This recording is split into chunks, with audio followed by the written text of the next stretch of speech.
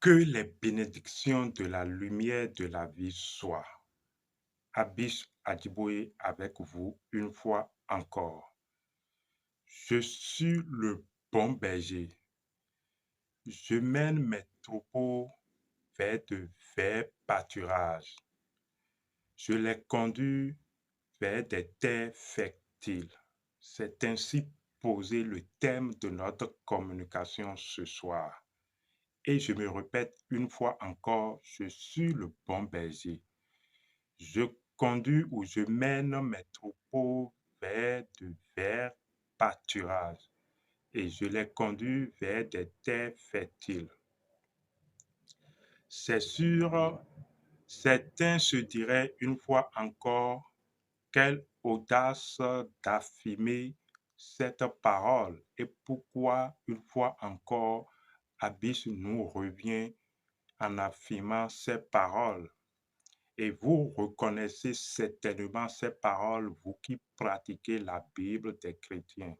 Parce que, une fois encore, c'est une expression tirée de la Bible des chrétiens, où il est écrit, je suis le bon berger, je conduis mes troupeaux vers de verts pâturages, je les mène vers des terres fertiles. Mais tenez-vous bien, cette expression est l'expression de chacun de nous. Cette expression est notre histoire à chacun. Cette expression concerne notre cheminement intérieur. Il s'agit de votre cheminement intérieur, il s'agit de notre cheminement intérieur.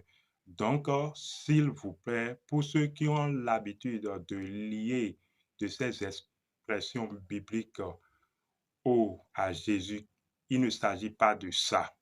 Il s'agit en fait d'un code universel que chacun de vous, d'une façon ou d'une autre dans son existence, que ce soit dans cette existence ou dans une existence prochaine, aura à confirmer une fois. C'est inévitable. Mais abordons à présent la métaphysique de cette expression. Quand vous faites attention, vous allez retrouver dans cette expression le mot berger, le mot troupeau, le mot terre, vers pâturage. Terre fertile, bien sûr. Commençons alors par nous intéresser à la métaphysique ou à l'aspect symbolique de ces mots. Quand on parle du berger, il s'agit évidemment de quelqu'un qui conduit des troupeaux. Il s'agit donc de quelqu'un qui sert d'éclairage et de guide au troupeau. En fait, quand je disais que cette expression est l'expression de chacun de nous, il s'agit alors de notre monde, il s'agit de notre corps, de nos corps, de notre monde intérieur. Et vous savez, quand vous prenez notre corps, il est écrit dans la même Bible des chrétiens que, au fait, l'œil est la lampe du corps. Vous voyez, or, nous marchons quand notre chemin est éclairé. C'est donc le troisième œil, l'œil d'Horus, l'œil de la lumière qui éclaire notre chemin. C'est également l'œil du guide, c'est également le bâton du guide. Et rappelez-vous qu'un berger a surtout et souvent un bâton, le bâton de commandement qui représente l'autorité intérieure avec lequel le berger en tant que guide les troupeaux. C'est extraordinaire. Le berger, en tant que guide les troupeaux. C'est donc la lumière de la guidance.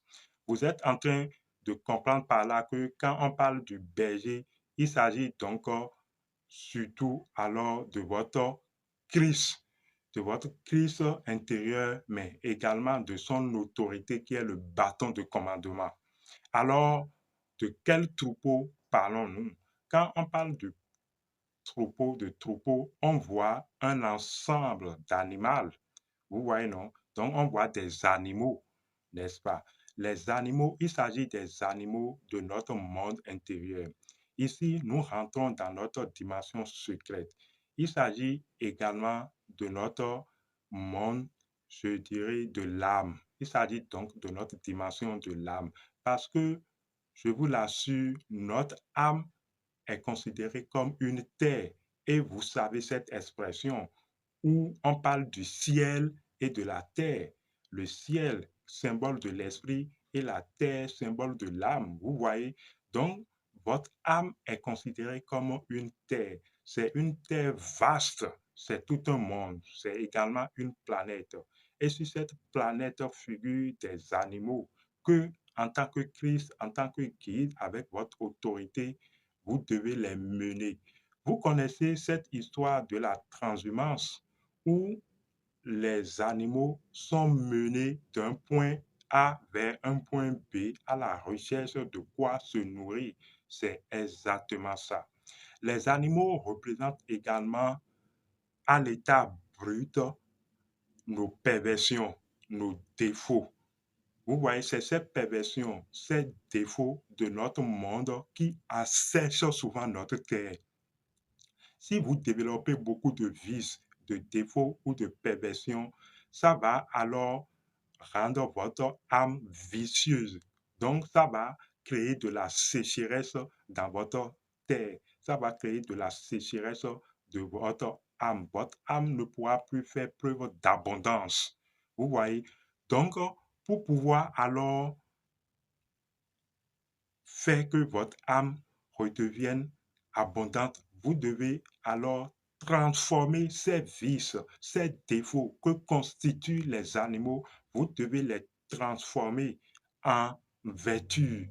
Et les transformer en vertu, c'est ça qui est de terre, qui est, qui est l'herbe vers de verts pâturages. Vous voyez, en fait, la transhumance, comme je l'expliquais, c'est le fait de transformer ou de quitter un point A vers un point B. Donc, le fait de transformer ces vices, ces défauts en vertu, c'est le fait de mener donc, de mener ces vices, ces défauts que sont les animaux vers un point A, vers une terre fertile.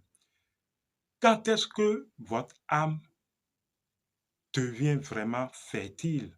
C'est quand vous arrivez à développer les vertus de la lumière. Vous voyez les vertus du Christ que représente la lumière christique. Quand vous commencez par développer les vertus de la lumière, vous allez remarquer que alors votre terre qui était entre-temps sèche va commencer par devenir une terre fertile.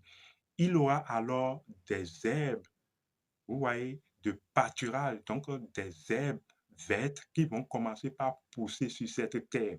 Or, le vert pâturage, c'est de ça que se nourrit maintenant les animaux qui sont transformés. Vous voyez, parce que quand votre âme est transformée, les animaux qui ne sont rien d'autre également que des forces, des valeurs de votre monde qui sont transformées, transmutées. Ils se nourrissent maintenant des qualités de la lumière, qui ne sont rien d'autre que les vertus de la lumière. Vous comprenez? Alors votre terre, qui est votre âme, devient fertile. C'est extraordinaire. C'est pourquoi tout revient toujours à votre intérieur. Vous devez faire le point de vos vices, de vos défauts. Ce sont ces vices, ces défauts que constituent donc les animaux intérieurs que vous devez transmuter, donc conduire vers une terre fertile et de verts pâturages. Mais pour avoir une terre fertile, vous devez alors cultiver ces vertus de la lumière. Vous voyez, vous devez développer votre innocence.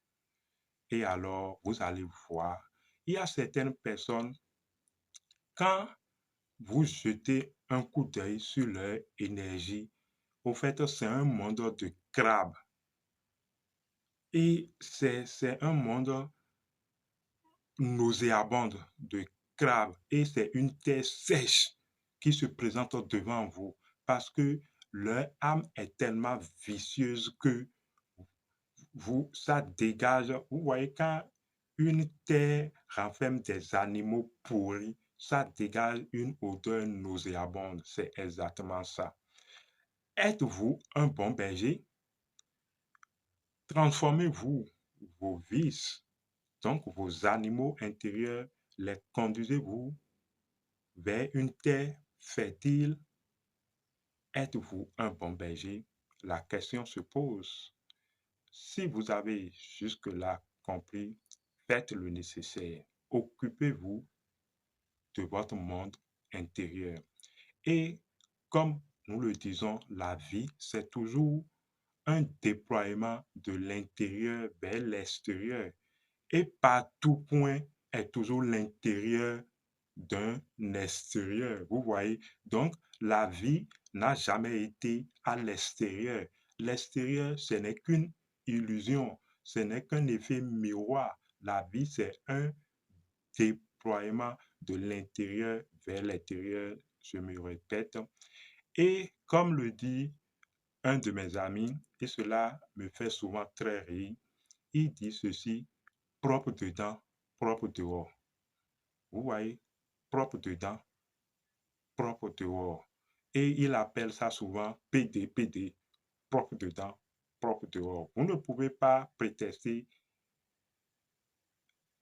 être propre dehors alors que vous n'êtes même pas propre dedans. La sagesse africaine dans la tradition archaïque, la tradition de nos ancêtres recommande que avant de balayer chez le voisin, il faut commencer par balayer chez soi. Propre dedans, propre dehors. Abi Chadiboye, portez-vous bien. À la prochaine.